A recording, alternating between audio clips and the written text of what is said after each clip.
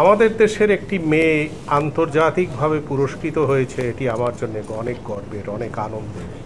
এইসব প্রতিযোগিতায় যারা প্রথম স্থান অধিকার করে কিংবা অংশগ্রহণ করে তাদের অধিকাংশ সবাই প্রায় চলচ্চিত্রে আসে এবং চলচ্চিত্রে তাদের আরও সুনাম অর্জন করার জন্যে তারা এখানে আসে।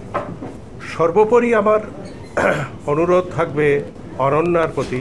আমাদের দেশে সাধারণত ইতিপূর্বে আমরা যা দেখেছি, খুব দুঃখের সঙ্গে বলতে হয়, দুটো ছবিতে নায়িকা হয়ে তার আচার আচরণ এমন খারাপ হয়ে যায় যাতে আর তৃতীয় ব্যক্তি তাকে চলচ্চিত্রে নিতে চায়।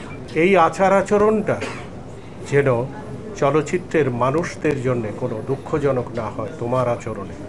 আমার ক্যাপ্টেন এতেশামের হাত দিয়ে অনেক নায়ক নায়িকা এদেশে এসেছে। ক্যাপ্টেন এতেশাম সর্বপ্রথম তাদের নিয়ে আসতেন, যারা তার কাছে যেত, যারা নায়িকা হওয়ার জন্য চাইতো, তাদের নিয়ে আসতেন এফডিসিতে এনে তিনি প্রত্যেকটা পরিচালকের সাথে, যাদের সাথে দেখা হতো, তার পরিচয় আছে তাদের বলতেন যে পায়ে হাত দিয়ে সালাম করো। পায়ে হাত দিয়ে সালাম করতো, সবসময় সম্মান করবা, যেখানেই দেখা হবে তাকে সালাম দেবা। তো এটি একজন নায়িকা হওয়ার পেছনে, একজন ভালো অভিনেত্রী হওয়ার পেছনে, একজন জনপ্রিয় নায়িকা হওয়ার পেছনে অনেক অবদান।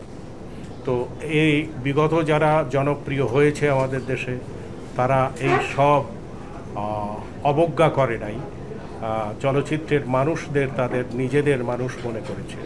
আমি যেহেতু চলচ্চিত্রের মানুষ, সেই হেতু চলচ্চিত্র নিয়েই কথা বললাম।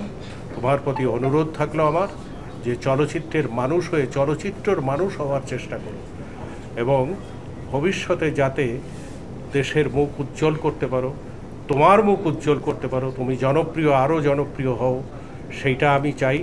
এবং চলচ্চিত্রের কথা সবসময় ভাববে,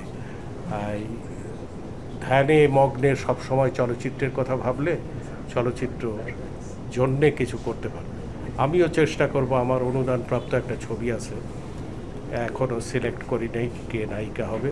আমিও চেষ্টা করব তোমাকে নেওয়ার জন্য। Thank you sir.